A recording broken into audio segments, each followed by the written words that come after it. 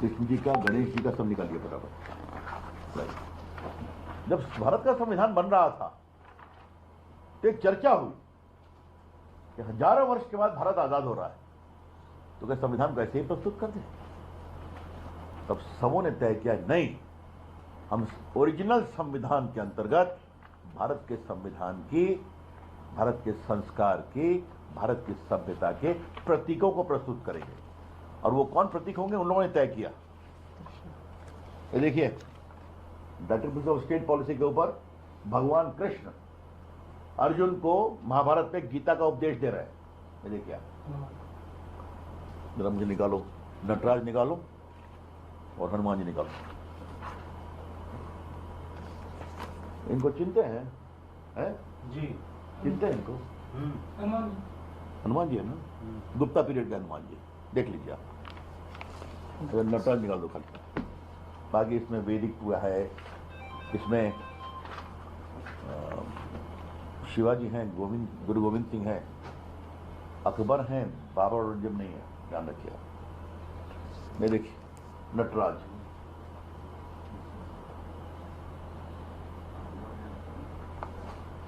खड़गे साहब, आप संविधान की दुहाई देते हैं, तो मूल संविधान में भगवान राम, प्रभु कृष्ण, महादेव नहीं, ये आपके नटराज और भगवान हनुमान की तस्वीर मैंने दिखा दी आपके सामने। तो इनके बारे में क्या कहना है आपको? ये धार्मिक आस्था का अपमान है क्या?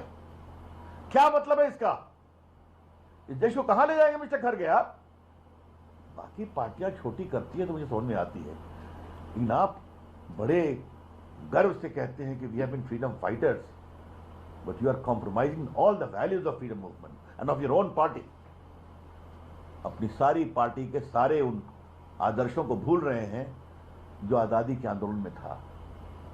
आप न बंकिम चंद्र चट्टोपाध्याय को याद रखते हैं, न लोकमान्य तिलक को याद रखते हैं, न नेताजी सुभाष चंद्र बोस को याद रखते हैं, न आपके जिस डॉक्टर राजेंद्र प्रसाद, मैंने सीधा दिखा दिया कि उनका प्रस्ताव था, तो ये सब भूल जाएंगे आप।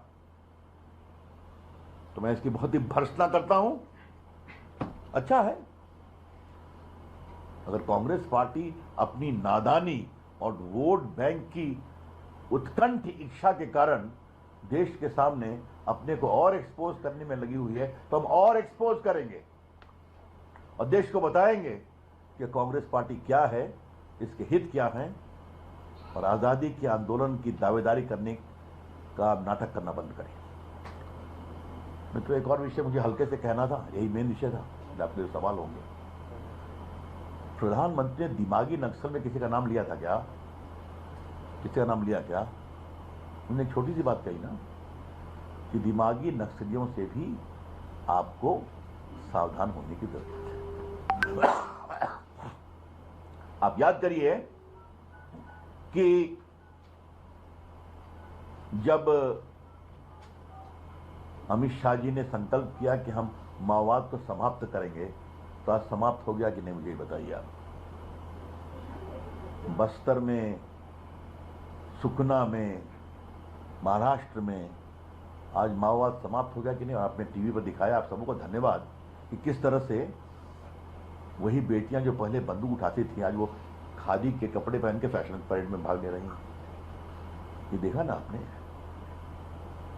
लेकिन उनका इशारा क्या था? जो लोग माओवाद को बौद्धिक खाद देते हैं,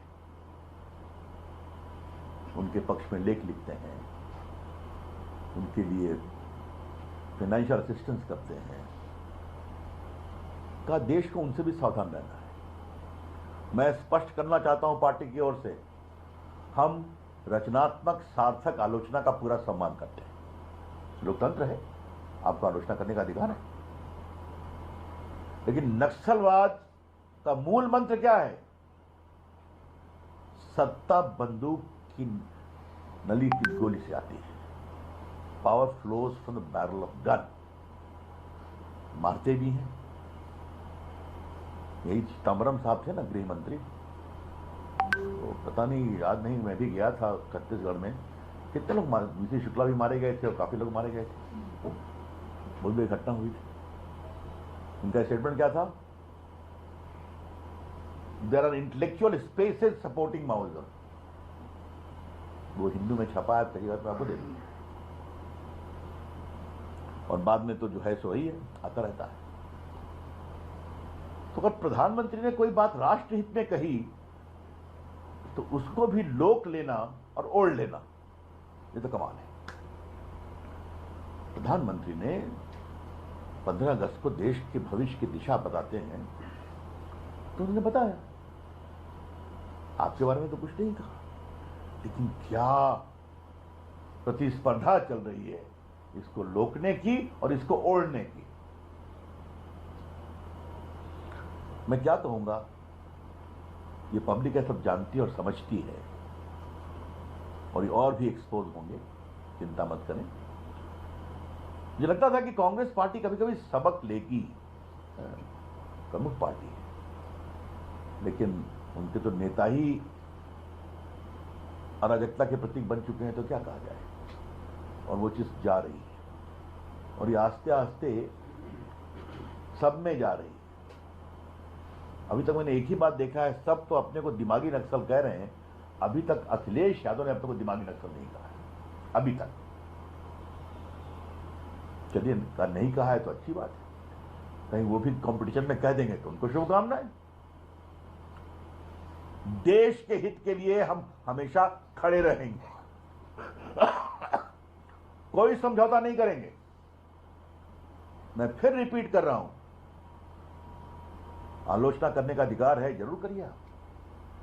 आप प्रधानमंत्री की तो आलोचना क्या, नफरत करते हैं उनसे आप?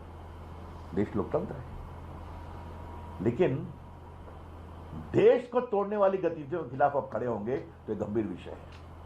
और कांग्रेस पार्टी भाजपा के विरोध, मोदी के खिलाफ नफरत से आगे बढ़कर राष्ट्रीय प्रतीकों के खिलाफ भी खड़ी हो गई है। ये बहुत दुर्भाग्य की बात है, क्योंकि तो एक ही कदम बाकी है देश के खिलाफ खड़े होना।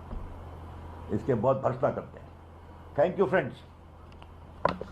सवाल वो सर, अमेरिकी राष्ट्रपति डोनाल्ड ट्रंप ने, इसको बाद में एक आपने जिक्र भी किया, सावानों के समय जब मामला आया था और जिस तरह सुप्रीम कोर्ट के फैसले को कांग्रेस पार्टी ने बदलवाया, तब ये गंभीर आरोप लगे थे कि वो तुष्टीकरण तभी से आया था कि अल्पसंख्यक पर तुष्टीकरण इतना है मुस्लिमों का कि इस तरह से कानून पारित किया गया।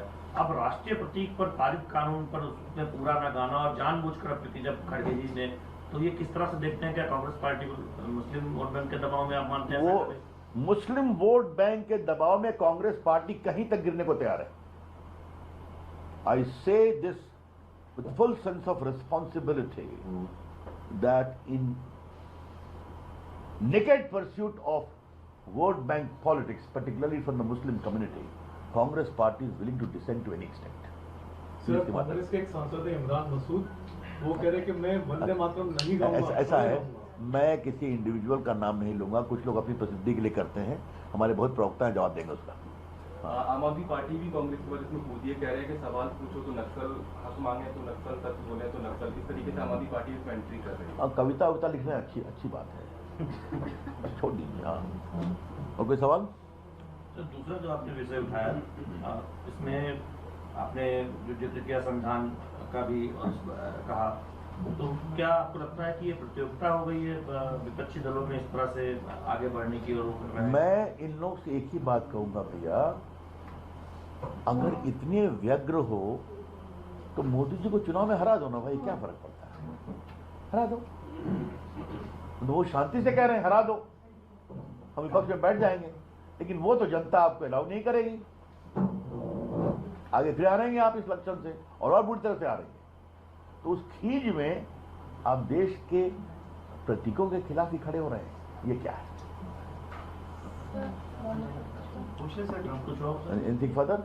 चलिए, क्या है? Donald Trump basically has said that Gyanesh Kumar has spoken to the US administration asking whether they have voter ID card, photo ID card for the voters or not. So he said that this is a good suggestion and we should have it. To this, DNC MPs are saying that, you know, this is the point where India is teaching Donald Trump how to read the polls.